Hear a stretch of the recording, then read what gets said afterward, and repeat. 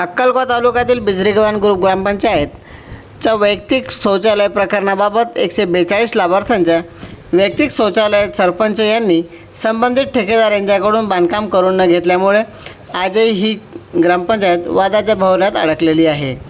बिजरीगव्हाण ग्रामपंचायतीत वैयक्तिक शौचालयाच्या लाभाच्या योजनेतील अपहार प्रकरणाबाबत दिलासा मिळालेला आहे.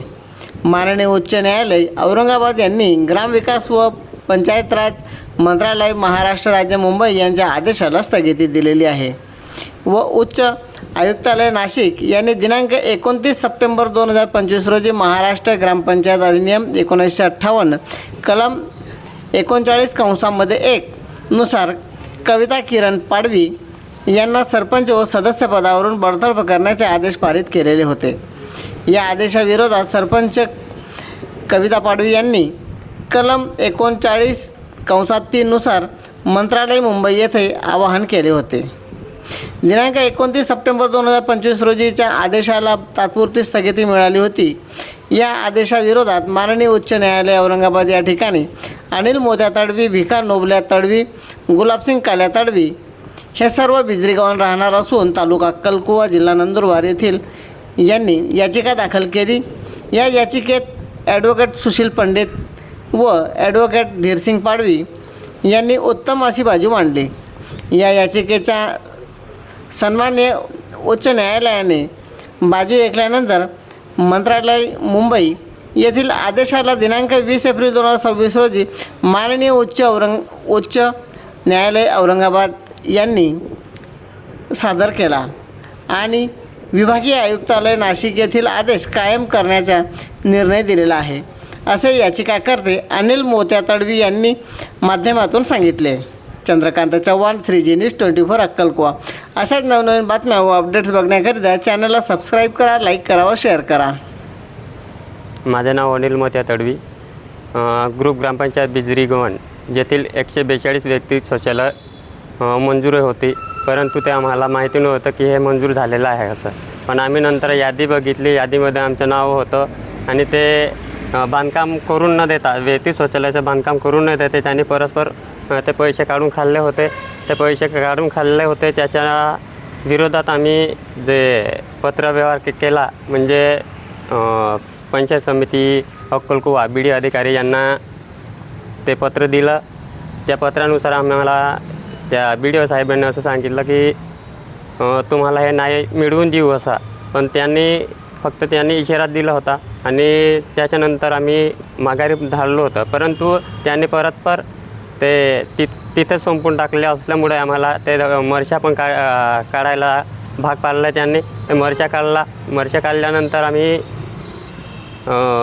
त्यांनी आश्वासन असं दिलं होतं की तुम्हाला ज्या पद्धतीने माझ्या पद्धतीने मी कारवाई करेल ती तुम्हाला त्याच्यात नाही मिळेल असं मी तुम्हाला करून देईल, परत तुम्ही मरशा काढू नका असा आम्हाला आदेश त्यांनी दिला होता. आणि ते आदेश दिल्यानंतर आम्ही माघारी धाडलो होतं, परंतु त्यांनी परत आम्हाला ते न्याय मिळवून न देता आम्हाला अजून काहीतरी करावं लागेल असं म्हणून नंदुरबार जिल्हा परिषद इथे जावं लागलं. तिकडे पण अर्ज दिलं होतं की आम्ही पंचायत समितीला न्याय मागितला, परंतु त्यांनीसुद्धा आम्हाला न्याय मिळवून न देता तुम्ही तरी न्याय मिळवून द्यावा असं म्हणून आम्ही जिल्हा परिषदला गेलो.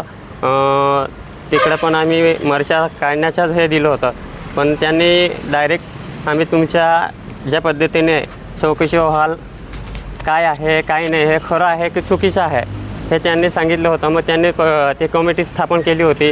त्या कमिटीनुसार ते वैयक्तिक शौचालय बांधले की नाही बांधले ते त्यांनी कमिटीवाल्यांनी चौकशी करून आम्हाला सांगितलं की खरोखर आहे ते वैयक्तिक शौचालय बांधलेलं पण नाही आणि परस्पर त्यांनी बिलं काढून खाल्लं आहे. मग आम्ही त्यांच्यावर जे होईल ते आमच्या पद्धतीने त्यांच्यावर कारवाई करू असं त्यांनी सांगितलं होतं. आणि त्याच पद्धतीने त्या चौकशी अहवालानुसार आम्हाला त्या जिल्हा परिषद CO साहेबांनी सांगितलं की ज्या पद्धतीनं आम्ही तुम्हाला न्याय मिळवून देण्याचा प्रयत्न करणार असे त्यांनी आश्वासन दिलं.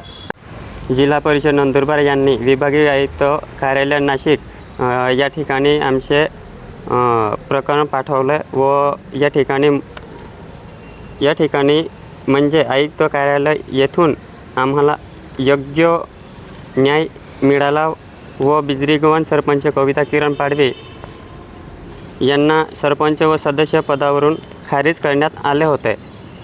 मात्र सरपंच यांनी ग्रामविकास मंत्रालय मुंबई यांच्याकडे अपील दाखल केलेले होते व या ठिकाणी जनतेच्या विरोधात निर्णय आलेला होता. या निर्णयावर आम्ही शांत न बसता